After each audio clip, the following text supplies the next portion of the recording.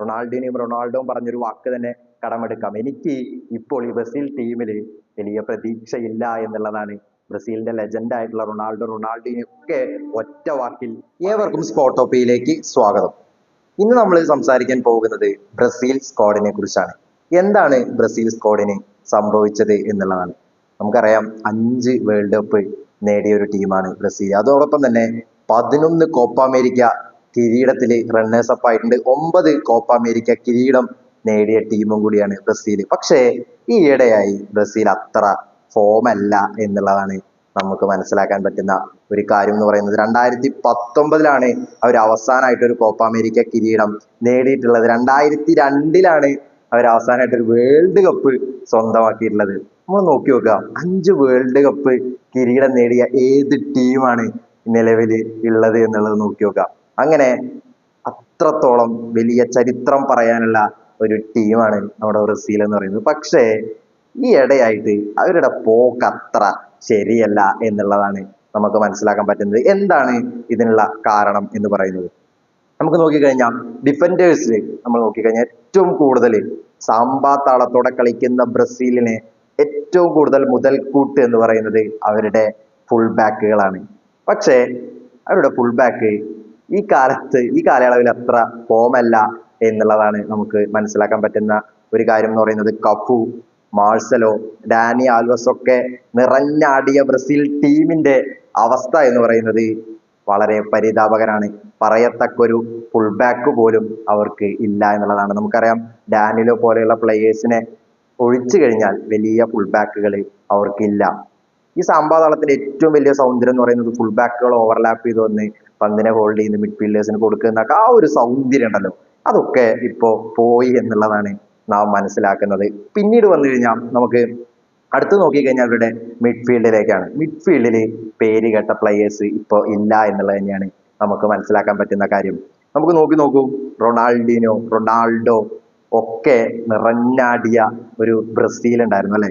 പെലെയൊക്കെ നിറഞ്ഞാടിയ midfield. പക്ഷെ അവിടേക്ക് നമുക്കിപ്പോ പേരെടുത്ത് പറയാൻ പറ്റുന്ന പ്ലേയേഴ്സ് ഇല്ല എന്നുള്ളതാണ്. നമുക്കറിയാം, ഗിമറസ് ഉണ്ട്, പെക്കറ്റ് ഉണ്ട്, അതുപോലെ തന്നെ ഡഗ്ലസ് ലൂയിസ് ഒക്കെ ഉണ്ട്. നല്ല പ്ലേയേഴ്സ് തന്നെയാണ്. ആസ്റ്റൺ വില്ലയിൽ, ന്യൂകാസിൽ യുണൈറ്റഡിലൊക്കെ കളിക്കുന്ന നല്ല പ്ലേയേഴ്സ് തന്നെയാണ്. പക്ഷേ അവർക്ക് അവരുടെ പേരിനും പെരുമയ്ക്കും ഒത്ത ഒരു മിഡ്ഫീൽഡിന്റെ പ്രകടനം കാഴ്ചവെക്കാൻ കഴിയുന്നില്ല എന്നുള്ളത് തന്നെയാണ് വാസ്തവം. നമുക്ക് ഫോർവേഡിലേക്ക് നോക്കിക്കഴിഞ്ഞാൽ, ഫോർവേഡിൽ നോക്കുക, എത്ര പ്ലേയേഴ്സിനെ നമുക്ക് പറയാൻ പറ്റും. പെലെയൊക്കെ ഒരുപാട്, റൊണാൾഡീനോ ഒക്കെ നമുക്ക് ഫോർവേഡിൽ പറയാൻ പറ്റുന്ന പ്ലേയേഴ്സ് ആണ്. പക്ഷേ ഫോർവേഡിലേക്ക് നമ്മൾ എത്തി നോക്കുമ്പോൾ വലിയ പ്ലേയേഴ്സിന്റെ നിരയൊന്നും നമുക്ക് കാണാൻ പറ്റില്ല. പ്രത്യേകിച്ച് നമുക്കറിയാം, റയൽ മാഡ്രിഡിലൊക്കെ നിറഞ്ഞാടി കളിക്കുന്ന റോഡ്രിഗോ ഉണ്ട്, വിനീഷ്യസ് ഉണ്ട്, അതുപോലെ തന്നെ എൻട്രിക്ക് ഉണ്ട്, അതുപോലെ തന്നെ നമുക്ക് പറയാൻ പറ്റുന്ന മാർട്ടിനെല്ലി ഉണ്ട്, റാഫിന ഉണ്ട്, ഒരുപാട് പ്ലേയേഴ്സ് ഉണ്ട്. പക്ഷേ ഇവർക്കൊന്നും ആ ഒരു പ്രകടനം കാഴ്ചവെക്കാൻ പറ്റുന്നില്ല എന്നുള്ളത് തന്നെയാണ് വാസ്തവകരമായ കാര്യം എന്ന് പറയുന്നത്. അപ്പോ തൊട്ടതെല്ലാം പിഴയ്ക്കുന്ന ഒരു ബ്രസീലിനെയാണ് നമുക്ക് കാണാൻ പറ്റുക. ഈ ഇടയ്ക്ക് ആഞ്ചലോട്ടി ബ്രസീലിൽ വരും എന്നുള്ള വാർത്തകളൊക്കെ വളരെ സജീവമായിരുന്നു. പക്ഷേ ആഞ്ചലോട്ടി റയൽ മാഡ്രിഡിൽ തന്നെ തുടരുകയാണ് ചെയ്തത്. ഇപ്പോ ഡൊർവാൽ ജൂനിയർ എന്ന് പറയുന്ന ഒരു പരിശീലകനാണ് ബ്രസീലിനെ നയിക്കുന്നത്. പക്ഷെ അദ്ദേഹത്തിന്റെ ശൈലിയിലൊന്നും നമുക്ക് ആ ഫുൾ ബാക്ക് ഓവർലാപ്പ് ഒന്നും കാണാൻ പറ്റുന്നില്ല. മിഡ്ഫീൽഡിൽ ക്രിയേറ്റീവ് ആയിട്ടുള്ള മൂവ്മെന്റുകൾ കാണാൻ പറ്റുന്നില്ല. ഗോൾ അടിപ്പിക്കുന്ന താരങ്ങളെ നമുക്ക് കാണാൻ പറ്റുന്നില്ല. അവിടെ നമ്മൾ നെയ്മർ ജൂനിയറിനെയൊക്കെ ഒരുപാട് മിസ് ചെയ്യുന്നുണ്ട് എന്നുള്ളതാണ് നമുക്ക് മനസ്സിലാക്കാൻ പറ്റുന്ന കാര്യം.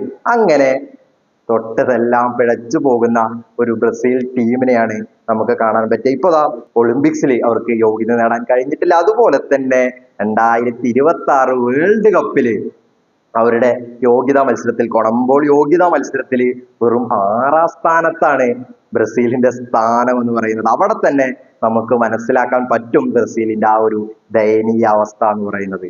അങ്ങനെ ബ്രസീൽ ഇല്ലാത്തൊരു വേൾഡ് കപ്പ് നമുക്ക് സ്വപ്നം കാണാൻ കഴിയുമോ?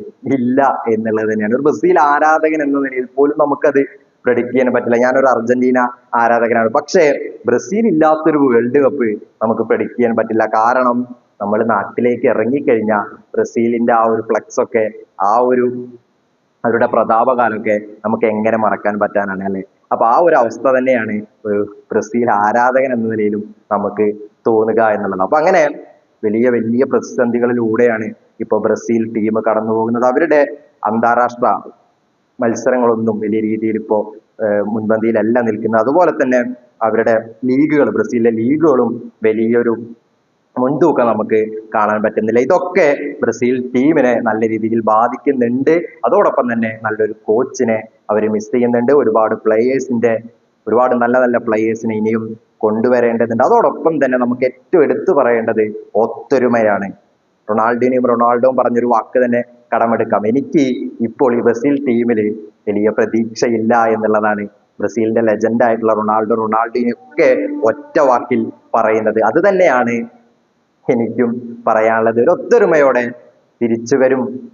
അത് അവര് അത്ര തിരിച്ചു വരാതെ അത്ര ദൂരത്തൊന്നും അല്ല ബ്രസീൽ ടീം ഉള്ളത് എന്നുള്ളത് കൂടി നാം മനസ്സിലാക്കുന്നത് വളരെ നന്നായിരിക്കും. എന്തായാലും അർജന്റീന വേൾഡ് ഫുട്ബോളിലേക്ക് തിരിച്ചു വന്നതുപോലെ ബ്രസീലിന്റെ ആ ഒരു തിരിച്ചുവരവും എല്ലാ ആരാധകരും കാത്തിരിക്കുന്നുണ്ട്. ഇത് ഫുട്ബോളിന്റെ സൗന്ദര്യത്തിന് വേണ്ടിയാണ്, ഫുട്ബോളിന്റെ മനോഹാരിതയ്ക്ക് വേണ്ടിയാണ് എന്നതുകൂടി ഓർമ്മിച്ചുകൊണ്ട് ഞാൻ ഈ വീഡിയോയുടെ അവസാനിപ്പിക്കുകയാണ്. ഈ വീഡിയോ ഇഷ്ടപ്പെട്ട് കഴിഞ്ഞാൽ ഒന്ന് ലൈക്ക് ചെയ്തേക്കുക, ഞങ്ങളുടെ ചാനൽ ഒന്ന് സബ്സ്ക്രൈബ് ചെയ്യുന്ന കാര്യം മൈൻഡിൽ വെച്ചേക്കുക. അപ്പൊ പുതിയൊരു വീഡിയോ ആയിട്ട് വീണ്ടും കാണാം. അതുവരേക്കും ഗുഡ് ബൈ.